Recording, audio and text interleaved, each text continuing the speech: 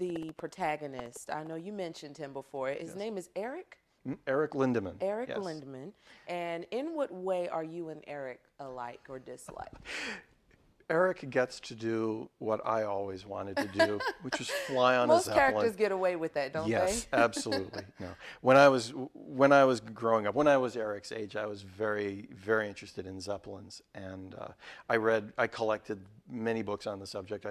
I still have them all, and I used most of them for reference in writing the book.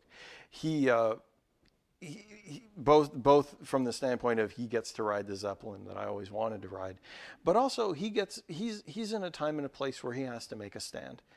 And when I was growing up, I was fortunate that I grew up in a relatively quiet, peaceful time in a relatively benign environment where I grew up, and I didn't really have to face those choices. And it was a way for me to vicariously ask myself, if I were in his situation, what would I do? Mm-hmm. What questions would I face? What would I find myself having to deal with?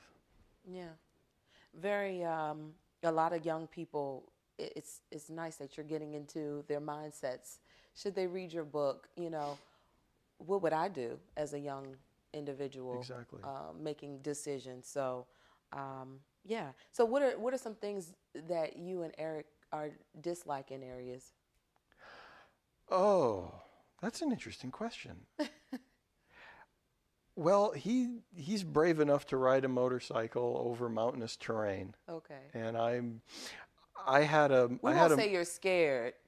Let's put it this way. When we were living in Silver Spring, my wife and I had motor scooters, and we drove them everywhere. But when I came to Baltimore, and I started driving my motor scooter around Baltimore streets, I gave that up. You quickly changed your mind. I became a car driver, yes. That's right. So Eric would be out there on his motorcycle, and I wouldn't. All right. Well, who is the antagonist in the story? The antagonist of the story is a man his name is Geyer, which is actually a German word for vulture, so that's why I named him that. Mm-hmm. He is, he works for the Zeppelin company. He is the what would be the equivalent of the HR director. So he's responsible for hiring Eric, but he's also responsible for following people around and reporting on them. Micromanaging? Well, actually, he works for the Nazis. So his job is to follow people around and report on anyone who's acting suspiciously. And he takes a particular interest in Eric's best friend, who has a Jewish girlfriend, and who may or may not be involved in the resistance. So Eric is trying to protect his friend, Willie, from this man. All right. Well, if you're just joining us, I'm speaking to author and writer Paul Lagasse, who is joining us for this edition of Author Showcase. And his book here is Seeing Through Clouds, the story of an airship apprentice. And we are just excited. He's walking us through this great plot of events and activity that's going on in World War II era, right? Just before the war, yes. Just before the war. Mm-hmm. So it actually ends on September 1st, 1939, when the Germans invaded Poland. Oh, wow. Now, most war stories aren't complete without mentioning aircraft. Okay? Absolutely. And you've mentioned aircraft up to this point as well. So talk about some of the ones mentioned in the book. Sure.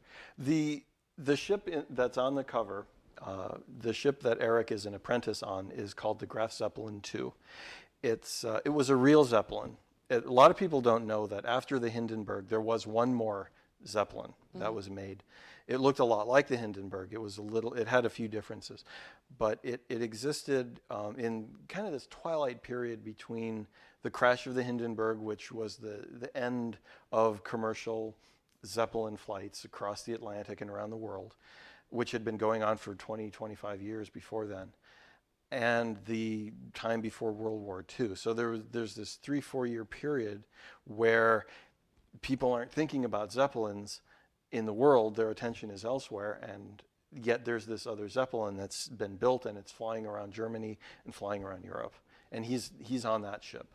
Now, what is a Zeppelin? I know we've said that word many times, Sure. But for those who may not know, and I know a lot of people here know, but you know, just A lot for the of heck people, of it, let's sure. go into it. A lot of people in the audience, probably a higher percentage, know what it is than a lot of people I'm talking. I'm very sure. Yeah. But a Zeppelin is a particular type of lighter than air ship.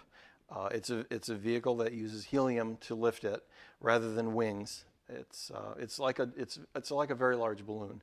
Mm-hmm. If you were to take a Zeppelin and cut it open, it would look a lot like a pea pod. It's a long cylinder with many different cells inside, each one of which is a large balloon filled with helium. And around that you have a solid metal framework that looks a lot like a bridge trusses. And attached to those are various gondolas with engines and cars and passenger compartments and things like that. And people traveled on Zeppelins? People did, yes. Actually, I say helium. Helium is what they use now. Hydrogen is what the Zeppelins used to use, and hydrogen is flammable, and that's what caused the Hindenburg. Well, that's what you saw happen to the Hindenburg. Helium is a non-flammable gas, and they use it now. Little technical side note. Sorry, my inner engineer is kicking in here. Yeah.